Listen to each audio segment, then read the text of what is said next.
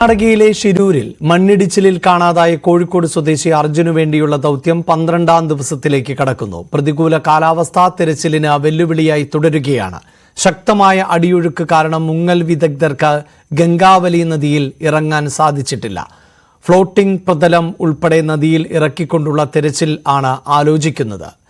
തെരച്ചിലിനായി ഉടുപ്പി മാൽപ്പിയിൽ നിന്നുള്ള മത്സ്യത്തൊഴിലാളികളുടെയും സഹായം തേടിയിരിക്കുകയാണ്. സംഘം ഉടൻ ഷിരൂരിൽ എത്തും. ഉത്തര കന്നഡ ജില്ലയിൽ ഓറഞ്ച് അലർട്ട് തുടരുകയാണ്. മന്ത്രി PA മുഹമ്മദ് റിയാസ് ഉൾപ്പെടെയുള്ളവരും സംഘത്തോടൊപ്പം ക്യാമ്പ് ചെയ്യുന്നുണ്ട്. ഷിരൂരിൽ നിന്ന് S വിനേഷ് കുമാർ ആണ് ചേരുന്നത്. വിനേഷ്, ഇതിലേറ്റവും പ്രതീക്ഷ നൽകുന്ന ഒന്ന് മത്സ്യത്തൊഴിലാളികളും ഈ സംഘത്തിൻ്റെ ഭാഗമാകുന്നു എന്നുള്ളതാണ്. ഈ പ്രതികൂല കാലാവസ്ഥയിലും കടലിൽ പോകുന്നവർ ആണ് അവർ. എന്നിരുന്നാൽ പോലും ഇപ്പോഴത്തെ ഒരു സാഹചര്യത്തിൽ ഈ പുഴയിലേക്ക് ഇറങ്ങി പരിശോധന നടത്തുക എന്നത് ഈ സംഘത്തിനും സാധ്യമാകുമെന്ന് പ്രതീക്ഷിക്കാനാകുമോ?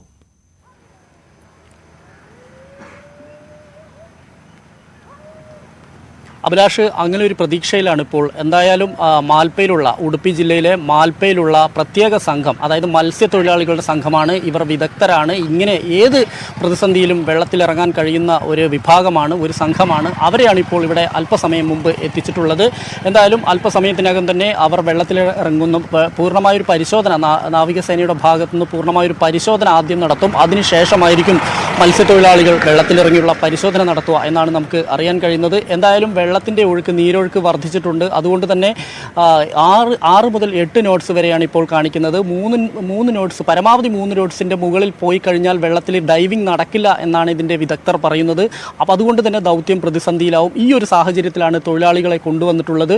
ഒപ്പം തന്നെ ഡ്രോൺ ഉപയോഗിച്ചുകൊണ്ട് പരമാവധി പരിശോധന നടത്തുന്നുണ്ട്. അതിൻ്റെ ഒരു നടപടിയിലേക്കും അല്പസമയത്തിനകം പോകും. ഡൈവിംഗ് ആണ് വലിയ രീതിയിലുള്ള പ്രതിസന്ധി സൃഷ്ടിക്കുന്നത്. കാരണം വെള്ളത്തിൻ്റെ നീരൊഴുക്ക് വർദ്ധിച്ചുകൊണ്ടിരിക്കുന്നു. ഇവിടെ മഴയാണ്. ഓറഞ്ച് അലർട്ട് പ്രഖ്യാപിച്ചിരിക്കുകയാണ്. ഈ ഒരു സാഹചര്യം തുടരുകയാണെങ്കിൽ ഇത് പ്രതിസന്ധിയിലാവും, അതായത് ദൗത്യം പ്രതിസന്ധിയിലാവും എന്ന് തന്നെയാണ് അധികൃതർ പറയുന്നത്. കേരളത്തിൽ നിന്നുള്ള മന്ത്രിമാരും MLA-മാരും ഉൾപ്പെടെയുള്ള മന്ത്രിമാരും MLA-മാരും ഉൾപ്പെടെയുള്ള സംഘം ഇവിടെയുണ്ട്. മുഹമ്മദ് റിയാസ് ഇന്നലെ മുതൽ തന്നെ സ്ഥലത്തെത്തി ഇവിടുത്തെ കാര്യങ്ങളെല്ലാം തന്നെ കോർഡിനേറ്റ് ചെയ്യുന്നുണ്ട്. അല്പസമയത്തിനകം മന്ത്രി AK ശശീന്ദ്രനും ഇവിടെ സ്പോട്ടിലെത്തും. അതിനുശേഷം MLA-മാരും ഇവരുമായി കൂടിയാലോചന നടത്തും. ഒപ്പം തന്നെ കർണാടകയിൽ നിന്നുള്ള സംഘവുമായും അധികൃതരുമായും ചർച്ച നടത്തും. ഇന്നലെ ഈ ചർച്ച നടത്തിയിരുന്നു. അതിൻ്റെ അടിസ്ഥാനത്തിലാണ് ഇന്നലെ നിർത്തിവെക്കേണ്ട ദൗത്യം പിന്നീട് മുന്നോട്ട് കൊണ്ടുപോകാൻ തന്നെ തീരുമാനിച്ച്. എന്തായാലും ഇന്ന് ഒരു പുരോഗതി ഉണ്ടാവും എന്നുള്ളൊരു പ്രതീക്ഷയുണ്ട്.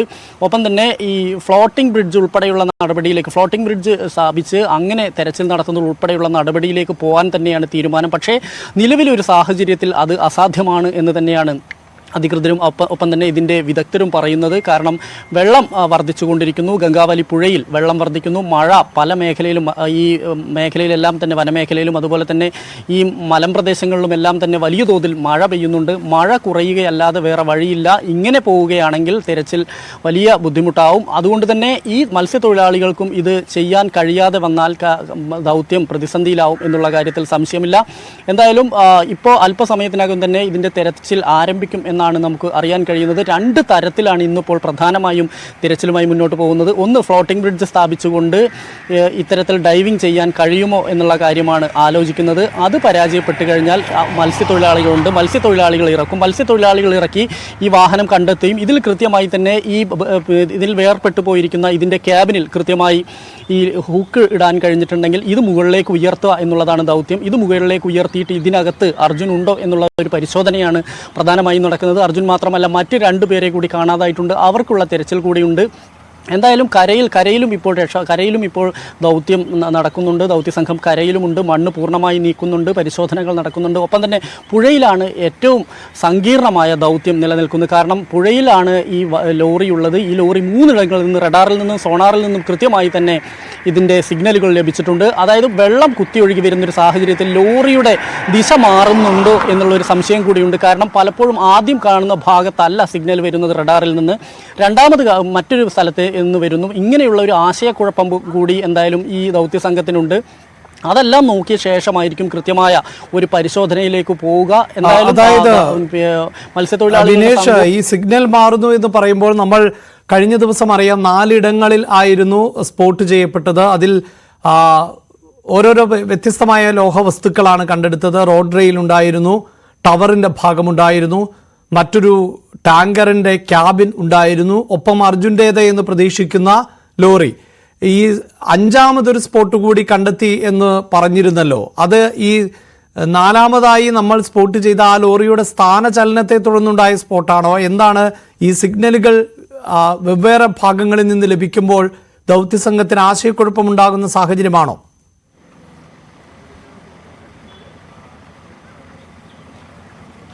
അഭിലാഷ്, ഈ അഞ്ചാമത്തെ സിഗ്നൽ എന്ന് പറയുന്നത് ഒരു പക്ഷേ ഇത് തെന്നി മാറിയതാവാം, അല്ലെങ്കിൽ മറ്റെന്തെങ്കിലും വസ്തുക്കൾ, ഇത്തരത്തിലുള്ള ലോഹ വസ്തുക്കളിൽ നിന്നുള്ള സിഗ്നൽ ആവാം എന്നുള്ള ഒരു നിഗമനത്തിൽ തന്നെയാണ് അധികൃതർ. എന്തായാലും അവിടെയും കൃത്യമായുള്ള പരിശോധന നടത്തേണ്ടതുണ്ട്. എല്ലാ പരിശോധനകളും തിരച്ചിലുകളും എല്ലാം തന്നെ പ്രതിസന്ധിയിലായിരിക്കുന്നത് ഈ മഴ കൊണ്ട് മാത്രമാണ്. കാരണം ഈ ഓറഞ്ച് അലർട്ട് അടുത്ത കുറച്ച് ദിവസങ്ങൾ വരെ ഈ ഓറഞ്ച് അലർട്ട് ഉണ്ട്.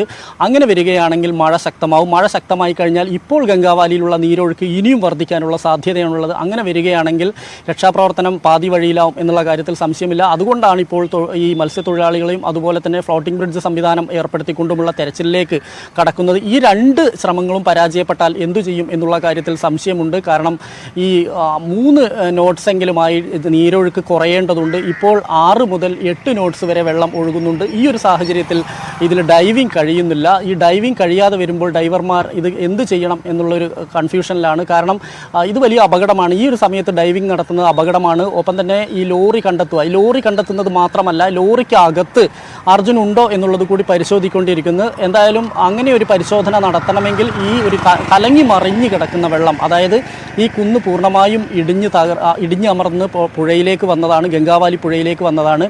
ഇപ്പോഴും പലയിടങ്ങളിൽ നിന്നും മണ്ണൊലിച്ച് പുഴയിലേക്ക് വരുന്നത് നമുക്ക് കാണാം. മാത്രമല്ല മഴക്കാലത്ത് ശക്തമായ മലവെള്ളപ്പാച്ചിലുണ്ടാകുമ്പോൾ വെള്ളത്തിനുണ്ടാകുന്ന ഒരു മൺകളർ, അതെല്ലാം തന്നെ വലിയ പ്രതിസന്ധി സൃഷ്ടിക്കുന്നുണ്ട്. കാരണം അതിൽ കൂടെ തന്നെ ഈ ലോറി കണ്ടെത്തുക, കൃത്യമായി തന്നെ ഇതിൻ്റെ ഒരു തെർമൽ ഇമേജ് നടക്കുന്നില്ല. ആദ്യം നടത്തിയതിൽ ഇതിൽ മനുഷ്യ സാന്നിധ്യമില്ല. അതിൽ മനുഷ്യൻ്റെ ഈ ഒരു അല്ലെങ്കിൽ ഒരു ജീവജാലങ്ങളുടെ ഹീറ്റ് കൃത്യമായി ഇതിനകത്ത് സ്കാൻ ചെയ്യാൻ കഴിയും. അത് അങ്ങനെ കിട്ടിയില്ല. ഒരു പക്ഷേ മരിച്ച ഒരാളാണ്, അതിനകത്തുള്ള മൃതദേഹത്തിന് ജീവൻ ഇല്ലെങ്കിൽ പക്ഷേ അത് കൃത്യമായി കൊള്ളണമില്ല എന്നുള്ളൊരു അഭിപ്രായം കൂടി വിദഗ്ധർക്കുണ്ട്.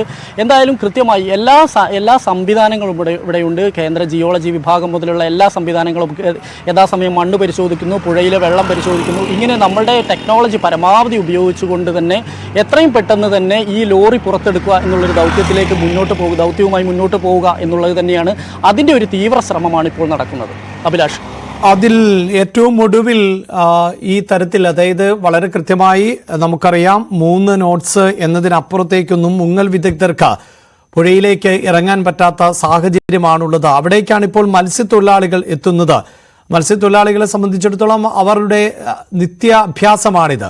അപ്പോഴും പ്രതികൂലമാകുന്ന കാലാവസ്ഥ, അവിടെ എത്രത്തോളം ഈ സംഘത്തിന് കാര്യമായി ഇറങ്ങാൻ പറ്റുമെന്നറിയില്ല. നമുക്ക് ഓർത്തെടുക്കാൻ പറ്റുന്നത് 2018 പ്രളയകാലം ആണ്. അന്ന് മറ്റുള്ളവരെല്ലാം പകച്ചു പോയപ്പോഴായിരുന്നു നമ്മുടെ സ്വന്തം സൈന്യം എന്ന് അന്ന് വിശേഷിപ്പിക്കപ്പെട്ട മത്സ്യത്തൊഴിലാളികൾ രക്ഷാകരങ്ങളുമായി എത്തിയത്.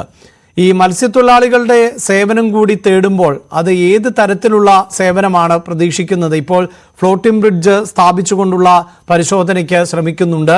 ഈ മത്സ്യത്തൊഴിലാളികളെ കൃത്യമായി ഈ സ്പോട്ട് ചെയ്യപ്പെട്ട ഭാഗങ്ങളിൽ മുങ്ങിപ്പരിശോധിക്കുക, അത്തരം സാധ്യതകളാണോ ഈ മത്സ്യത്തൊഴിലാളികളെ എത്തിക്കുന്നതിലൂടെ അന്വേഷിക്കുന്നത്? വിനേഷ്,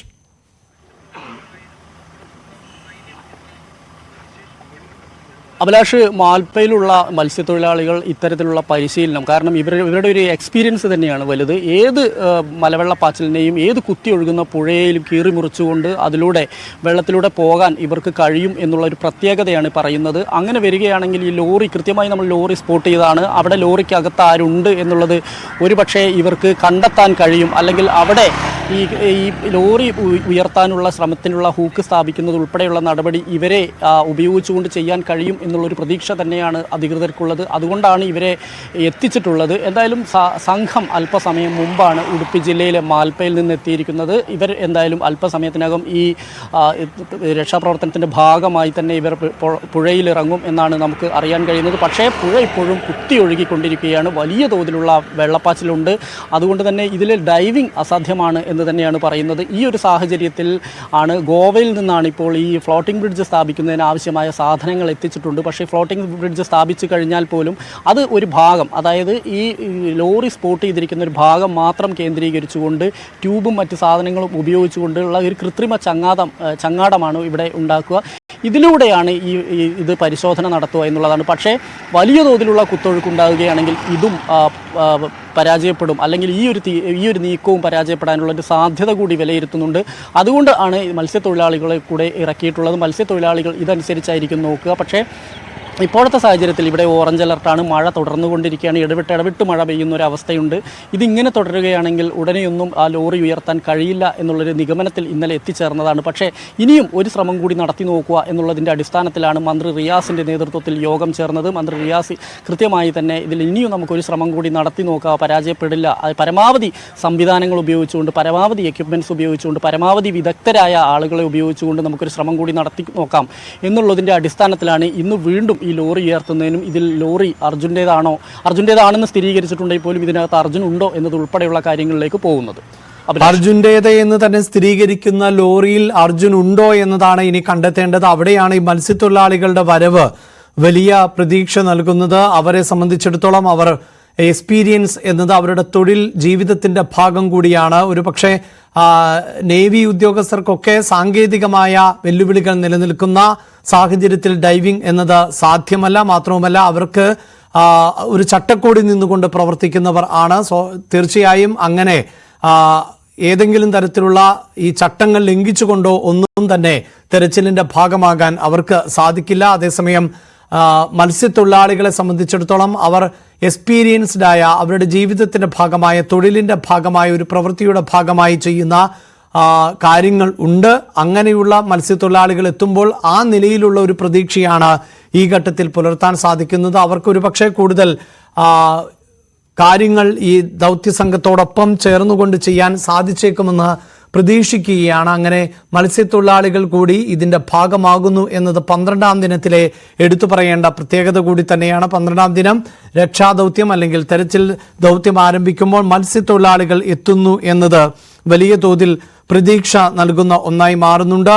അതോടൊപ്പം തന്നെ ഈ കരയിലെ തെരച്ചിൽ അത് നേരത്തെ നമ്മൾ റിപ്പോർട്ട് ചെയ്തതാണ്. പ്രതികൂലമായ കാലാവസ്ഥയിൽ പോലും കഴിയുന്നത്ര തെരച്ചിൽ കരപ്രദേശത്ത് തുടരുന്ന ഒരു സാഹചര്യമാണ് കഴിഞ്ഞ ദിവസങ്ങളിൽ ഉണ്ടായിരുന്നത്. അതിപ്പോഴും തുടരുന്നുണ്ടോ? ഈ മഴ എത്രത്തോളം ശക്തമാണ് ഇപ്പോൾ അവിടെ, വിനേഷ്?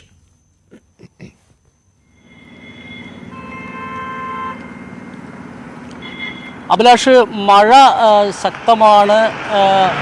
മഴ ഇടവിട്ട് ശക്തമായ മഴ പെയ്യുന്നുണ്ട്. അതാണ് ഒരു വലിയ പ്രശ്നം. എന്തായാലും മഴ ഇങ്ങനെ തുടരുകയാണെങ്കിൽ വലിയ ബുദ്ധിമുട്ടിലേക്ക് പോകും കാര്യങ്ങൾ. കാരണം തുടർച്ചയായി നിൽക്കാതെ മഴ പെയ്യുന്നില്ല, പക്ഷേ ഇടയ്ക്ക് ഒരു വലിയ മഴ, ശക്തമായ മഴ പെയ്യുന്നുണ്ട്. അത് ഇപ്പോൾ ഈ നമ്മൾ നിൽക്കുന്ന ഈ ഭാഗത്തെയും ഈ അങ്കോള, അതുപോലെ തന്നെ ഈ അങ്കോള മുതൽ ഏകദേശം ഈ ഷിരൂർ വരെയുള്ള പ്രദേശങ്ങളിൽ ഇങ്ങനെ മഴ പെയ്യുന്നുണ്ട്. പക്ഷേ ഇതൊന്നും അല്ലാതെ ഇതിനോട് ചേർന്ന് കിടക്കുന്ന മലമ്പ്രദേശങ്ങളുണ്ട്. ആ മലമ്പ്രദേശങ്ങളിലും മറ്റും എങ്ങനെയാണ് മഴ ലഭിക്കുന്നത് എന്ന് അറിയില്ല. അവിടെ തുടർച്ചയായി മഴ പെയ്യുന്നുണ്ടോ എന്നുള്ളൊരു സംശയം എന്തായാലും അധികൃതർക്കുണ്ട്. ഈ ഒരു സാഹചര്യത്തിലാണ് ഈ നീരൊഴുക്ക് വർദ്ധിച്ചുകൊണ്ടിരിക്കുന്നത്. ഇങ്ങനെ കുത്തിയൊഴുകുന്ന ഒരു അവസ്ഥയിൽ ഡൈവിംഗ് ചെയ്യാൻ പറ്റാതെ വരുന്നതും ഈ ഒരു സാഹചര്യം കൊണ്ട് തന്നെയാണ്. ഇപ്പോഴും ഇവിടെ മഴയുണ്ട്. ഇപ്പോൾ അല്പസമയം മുമ്പ് വലിയൊരു മഴ പെയ്തതാണ്. ഒരു ഒറ്റപ്പെട്ട ഇടവിട്ടുള്ള മഴകളാണ് വലിയ ബുദ്ധിമുട്ടുണ്ടാക്കുന്നത്. എന്തായാലും ഇപ്പോഴിങ്ങനെ ചെറിയ ചാറ്റൽ മഴ മാത്രമാണ് നമുക്കിവിടെ കാണാൻ കഴിയുന്നത്. നമുക്ക് ആ ദൃശ്യങ്ങളിൽ കാണുന്ന ആ മലയുടെ അങ്ങേ ഭാഗങ്ങളിലെല്ലാം തന്നെ, ആ ഭാഗത്തെല്ലാം തന്നെ മഴ പെയ്തു കഴിഞ്ഞിട്ടുണ്ടെങ്കിൽ നമുക്കറിയാം ഇത് വെസ്റ്റേൺ ഘാട്ടിൻ്റെ ഏറ്റവും സുപ്രധാനമായ ഒരു പ്രദേശമാണ്. മഴക്കാടുകളാൽ സമ്പന്നമായ ഒരു പ്രദേശത്തോട് ചേർന്ന് നിൽക്കുന്നത് കൊണ്ട് തന്നെ വലിയ മഴ എല്ലാ സമയങ്ങളിലും മറ്റുള്ള സ്ഥലങ്ങളെ അപേക്ഷിച്ച് മഴ കൂടുതൽ ലഭിക്കുന്ന ഒരു സ്ഥലമാണ്. അതുകൊണ്ട് തന്നെ ഇത് തടയുക എന്നുള്ളത് വലിയ അല്ലെങ്കിൽ ഇത് ഈ മഴ സമയത്ത് ഈ ഇങ്ങനെ വെള്ളത്തിലിറങ്ങുക എന്നുള്ളത് വലിയ ബുദ്ധിമുട്ടുള്ള ഒരു കാര്യം തന്നെയാണ്. അത് തന്നെയാണ് നാവികസേനയിൽ നിന്നുള്ള ഉദ്യോഗസ്ഥരുൾപ്പെടെ പറയുന്നത്. കാരണം ഡൈവിംഗ് കൃത്യമായി നടക്കണമെങ്കിൽ നീരൊഴുക്ക് കുറയണം, നോട്ട്സ് ഇനിയും കുറയണം. കാരണം ഇപ്പോൾ 6 മുതൽ 8 വരെയാണ് നോട്ട്സ് ഉള്ളത് അഭിലാഷ്. കാരണം അങ്ങനെ വരികയാണെങ്കിൽ ഒരു കാരണവശാലും ഇതിലേക്ക് ഡൈവിംഗ് ചെയ്യാൻ കഴിയില്ല. സാധാരണ നിലയിൽ നമുക്കറിയാം. അതാണ് ദിനേഷ്, നമ്മൾ ഈ മത്സ്യത്തൊഴിലാളികൾ എത്തുന്നു എന്ന് പറയുമ്പോഴും ഉണ്ടാകുന്ന ഒരു സംശയം അതാണ്. അത്രമേൽ വലിയ കുത്തൊഴുക്കാണ് ഇപ്പോഴും ആ നദിയിൽ ഉള്ളത്. സാധാരണ 5 നോട്ട്സ് എന്നൊക്കെ പറഞ്ഞാൽ തന്നെ മണിക്കൂറിൽ 10 കിലോമീറ്റർ വേഗതയിൽ വെള്ളം അതിശക്തമായി ഒഴുകുന്നു എന്നുള്ളതാണ്. അങ്ങനെയൊരു വേഗതയിൽ വെള്ളം ഒഴുകുന്ന സ്ഥലത്തൊന്നും ഒരു സംഘത്തിന് നിൽക്കുക എന്നത് പോലും സാധ്യമല്ല. അവരുടെ പൊസിഷൻ എപ്പോഴും മാറിപ്പോയിക്കൊണ്ടേ ഇരിക്കും.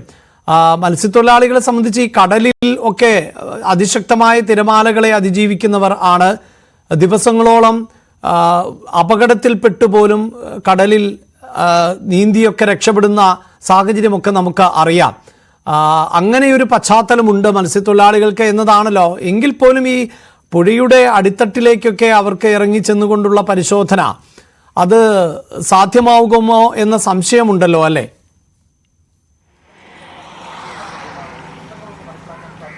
തീർച്ചയായും അങ്ങനെ ഒരു സംശയം ഇല്ലാതില്ല. കാരണം ഇതൊരു പരീക്ഷണം മാത്രമാണ്. ഞാൻ നേരത്തെ പറഞ്ഞല്ലോ, ഇത് ഇവരെ ഉപയോഗിച്ച് നോക്കുക, പരമാവധി സംവിധാനങ്ങൾ ഉപയോഗിച്ച് നോക്കുക, പരമാവധി വിദഗ്ധരെ ഉപയോഗിക്കുക, പരമാവധി എക്യുപ്മെൻറ്റ്സുകൾ പരമാവധി ഉപയോഗിച്ചുകൊണ്ട് എങ്ങനെ തെരച്ചിൽ നടത്താൻ പറ്റും, എങ്ങനെ ലോറി പുറത്തെത്തിക്കാൻ കഴിയും എന്നുള്ളൊരു തീവ്ര ശ്രമം തന്നെയാണ് ഇപ്പോൾ നടന്നുകൊണ്ടിരിക്കുന്നത്. അതിൻ്റെ ഭാഗമായി തന്നെയാണ് തൊഴിലാളികളെ എത്തിച്ചത്. ഇവരുടെ ഒരു അസാധാരണമായ കഴിവും വൈദഗ്ധ്യവും കൃത്യമായി ഇതിനകത്ത് ഉപയോഗിക്കാൻ പറ്റുമോ എന്നുള്ളൊരു പരീക്ഷണം മാത്രമാണ് നടക്കുക. കാരണം അതിൽ പരാജയപ്പെട്ട് കഴിഞ്ഞാൽ പിന്നെ ഇനി എന്തു ചെയ്യും എന്നുള്ളതിലേക്ക് കാര്യങ്ങൾ പോകും. എന്തായാലും ഇന്ന് മന്ത്രിയുടെ നേതൃത്വത്തിൽ മന്ത്രി റിയാസും അതുപോലെ തന്നെ AK ശശീന്ദ്രൻ ഉൾപ്പെടെ എത്തുന്നുണ്ട്. കർണാടക അധികൃതരുമായി ചർച്ച നടത്തും. കർണാടക ഇവിടെ പിന്നെ MLA ആയ സതീഷ് കൃഷ്ണ ഇവിടെ തന്നെയുണ്ട്. അദ്ദേഹം തുടക്കം മുതൽ തന്നെ ഇതിൽ വളരെ സജീവമായി ഇടപെടുകയും രക്ഷാപ്രവർത്തനത്തിന് മുൻപന്തിയിൽ നിന്നുകൊണ്ട് ഇതിനെ കൃത്യമായി തന്നെ കോർഡിനേറ്റ് ചെയ്യുകയും ചെയ്ത ഒരാളാണ്. ഒപ്പം തന്നെ ഇവിടുത്തെ ഉത്തര കന്നഡയിലെ ജില്ലാ കളക്ടറായ ലക്ഷ്മിപ്രിയയും സജീവമായി സ്ഥലത്തുണ്ട്. എന്തായാലും ലോറി ഉയർത്തുക എന്നുള്ള മാത്രമാണ് ഇപ്പോൾ നിലവിലത്തെ ഒരു അവസ്ഥ. നിലവിലുള്ള ആ ഒരു ദൗത്യമാണ്. അത് കൃത്യമായി തന്നെ പൂർത്തിയാക്കുക, അത് പൂർത്തീകരിക്കുക, അതിലേക്ക് എത്തിച്ചേരുക എന്ന്. ലോറിക്ക് അരികിൽ എത്തിയിട്ടുണ്ട്, പക്ഷേ ലോറി ഇപ്പോഴും ലോറി ഉയർത്താൻ ആവാത്ത ഒരു സ്ഥിതിയാണുള്ളത്. കാരണം അത് ഞാൻ പറഞ്ഞ പോലെ തന്നെ ഈ നീരൊഴുക്ക്, ശക്തമായ നീരൊഴുക്ക് കുറയാതെ ഇനി അതിനെ ഒന്നും ചെയ്യാൻ പറ്റില്ല. നീരൊഴുക്ക് കൃത്രിമമായി തടഞ്ഞു നിർത്തുന്നത് ഉൾപ്പെടെയുള്ള കാര്യങ്ങൾ ഇവരുടെ പരിഗണനയിലുണ്ട്. പക്ഷേ അത് ഞാൻ നേരത്തെ സൂചിപ്പിച്ച പോലെ തന്നെ ഈ കൂടുതൽ അങ്ങോട്ട് ഒഴുക്കില്ലാത്ത രീതിയിലുള്ള ഈ ഫ്ലോട്ടിംഗ് ബ്രിഡ്ജ് സ്ഥാപിക്കുക എന്നുള്ളത്, ഇതൊക്കെ എത്രത്തോളം ശരിയാവും എന്നുള്ളത്, എത്ര സമയം കൊണ്ട് പൂർത്തിയാവും എന്നുള്ളത് ഉൾപ്പെടെയുള്ള കാര്യങ്ങൾ എന്തായാലും ഇവരുടെ പരിഗണനയിലുണ്ട്. എന്തായാലും എല്ലാ സംവിധാനങ്ങളും പൂർണ്ണമായ ഞാൻ നേരത്തെ സൂചിപ്പിച്ച പോലെ വിദഗ്ധരും എക്യുപ്മെൻസും എല്ലാം പരമാവധി ഉപയോഗിച്ചുകൊണ്ടുള്ള വളരെ ഈ എല്ലാ സംവിധാനങ്ങളെയും സംയോജിപ്പിച്ചുകൊണ്ടുള്ള രീതിയിലുള്ള ഒരു തെരച്ചിലായിരിക്കും, ഒരു രക്ഷാ ദൗത്യം തന്നെയാണ് നടക്കുന്നത്. ഇത് എത്രത്തോളം ഫലം കാണും എന്ന് നമ്മൾ കാത്തിരുന്ന് കാണണം. തീർച്ചയായും ഈ പുതിയ സംഘം, അതായത് മത്സ്യത്തൊഴിലാളികൾ ഉൾപ്പെടുന്ന സംഘം എത്തുന്നത് വലിയ പ്രതീക്ഷ നൽകുന്നുണ്ട്. ഇപ്പോൾ commander Atul Pillai defence PRO, നേവിയുടെ PRO വീണ്ടും ചേരുന്നുണ്ട്. ശ്രീ അതുൽ പിള്ള, ഇപ്പോഴും കാലാവസ്ഥ അനുകൂലമല്ല എന്നത് തന്നെയാണ് എടുത്തു പറയേണ്ടത്. എങ്കിൽ പോലും നേവിയുടെ ഇന്നത്തെ ഒരു പ്ലാൻ ഏത് തരത്തിൽ മുന്നോട്ട് പോകണം എന്നുള്ളതാണ് പൊതുവെ ഇപ്പോഴത്തെ ഒരു സാഹചര്യം.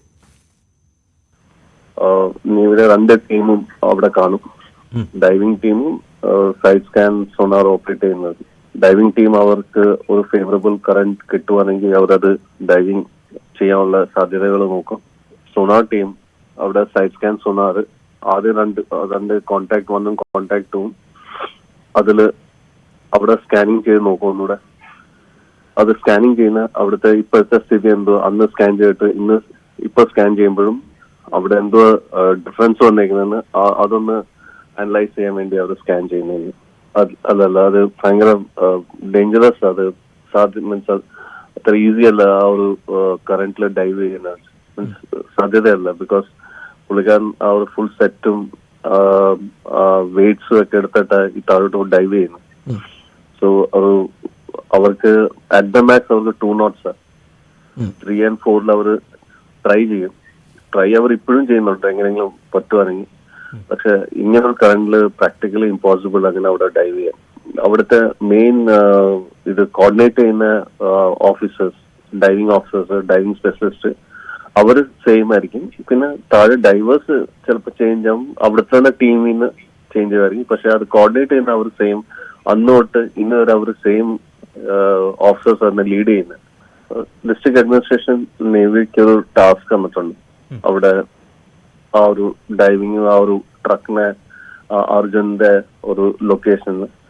അപ്പം അത് കിട്ടുന്ന അന്നൊരു ലോജിക്കൽ കൺക്ലൂഷൻ കിട്ടിയിട്ടില്ല. അപ്പൊ ആ ലോജിക്കൽ കൺക്ലൂഷനിൽ എത്താൻ വേണ്ടി നേവി മാത്രമല്ല എല്ലാ ഏജൻസീസും അതിനുവേണ്ടി അവിടെ നിന്ന് ഓരോ ട്രൈ ചെയ്ത് ഒരു അസംഷൻ എടുത്ത് അനലൈസ് ചെയ്ത് ഡിസ്കസ് ചെയ്ത് അങ്ങോട്ടും ഇങ്ങോട്ടും ആ ഒരു ഇതിലോട്ട് പോകുന്നത്. സോ നേവി അവിടെ നിൽക്കും ആ ഒരു ലോജിക്കൽ കൺക്ലൂഷൻ കിട്ടുന്നത്. യെസ്, ശ്രീ അതുൽ പിള്ള, വളരെയധികം നന്ദി. അതായത് നേവി ഇന്നും അവിടെ തന്നെ ഉണ്ടാകും എന്ന കാര്യം ഉറപ്പിക്കുകയാണ്. അതായത് സംഘം തയ്യാറാണ്. പക്ഷേ ഞാൻ നേരത്തെ സൂചിപ്പിക്കുന്നത് പോലെ നമ്മുടെ സേനാ സംവിധാനങ്ങൾക്ക് കൃത്യമായ ചട്ടക്കൂടുകൾ ഉണ്ട്. അതനുസരിച്ച് സുരക്ഷിതമായ സാഹചര്യത്തിൽ മാത്രമേ അവർക്ക് ഈ രക്ഷാ ദൗത്യങ്ങൾക്കൊക്കെ ഇറങ്ങാൻ സാധിക്കുകയുള്ളൂ. ശാസ്ത്രീയമായി തന്നെ പഠനങ്ങൾ നടത്തിക്കൊണ്ടുള്ള ശാസ്ത്രീയമായ കണ്ടെത്തലുകളുടെ അടിസ്ഥാനത്തിൽ മാത്രമേ അത്തരത്തിൽ അവർക്ക് ഇറങ്ങാൻ സാധിക്കുകയുള്ളൂ. അവിടെയാണ് ഈ കുത്തൊഴുക്ക് എന്നത്. അത് ഇപ്പോൾ 6 മുതൽ 8 വരെ നോട്ട് എന്നതാണ് കുത്തൊഴുക്ക്. 3 നോട്ട് വരെയാണ് എങ്കിൽ മാത്രമാണ് നേവി ഉദ്യോഗസ്ഥരെ സംബന്ധിച്ചിടത്തോളം ഇങ്ങനെ ഒരു രക്ഷാദൗത്യത്തിന് ഇറങ്ങാൻ സാധിക്കുന്ന സാഹചര്യമുള്ളൂ. മാത്രവുമല്ല, ഈ ലോറിയുടെ പൊസിഷൻ മാറിക്കൊണ്ടിരിക്കുന്ന സാഹചര്യം, വലിയ തോതിൽ മണ്ണ് അടിഞ്ഞുകൂടിയിട്ടുള്ള സാഹചര്യം, ഈ കുത്തൊഴുക്കിൽ മണ്ണ് കൂടുതൽ പൊസിഷൻ മാറിയേക്കാം. അതിനിടയിലൊക്കെ മുങ്ങിത്താണുള്ള രക്ഷാപ്രവർത്തനം അല്ലെങ്കിൽ തെരച്ചിൽ എന്നത് ഈ തെരച്ചിൽ നടത്തുന്ന ഉദ്യോഗസ്ഥരുടെ ജീവൻ പോലും അപകടത്തിൽപ്പെടുത്തുന്ന ഒരു സാഹചര്യം കൂടിയാണ് ഉള്ളത്. മാത്രവുമല്ല, കഴിഞ്ഞ ദിവസം തെർമൽ പരിശോധന നടത്തിയിരുന്നു. ഈ തെർമൽ പരിശോധനയിൽ അവിടെ ജീവന്റെ അംശമുണ്ട് എന്നതിൻ്റെ ഒരു സാധ്യതകളും കാണുന്നില്ല. അങ്ങനെ ഒരു സാധ്യത കണ്ടെത്തിയിരുന്നുവെങ്കിൽ ഒരു പരിധിവരെ ഉദ്യോഗസ്ഥർ അവരുടെ ജീവൻ പണയം വെച്ചിട്ടാണ് എങ്കിൽ പോലും പരിശോധിക്കാൻ തയ്യാറായേനെ എന്നുള്ളതാണ്. നമുക്ക് ഈ മത്സ്യത്തൊഴിലാളികൾ എത്തുന്നു എന്നത് വളരെ പ്രധാനപ്പെട്ട ഒരു നീക്കം തന്നെയാണ്. അവരുടെ സേവനം വളരെ പ്രധാനപ്പെട്ട നിർണായകമായി തന്നെ മാറിയേക്കാം എന്നതാണ് ഈ മണിക്കൂറിലെ ഏറ്റവും പ്രധാനപ്പെട്ട വിവരം. ആ വിവരങ്ങളിലേക്ക് വളരെ പെട്ടെന്ന് വീണ്ടും തിരികെ എത്താം ഇടവേളയ്ക്ക് ശേഷം.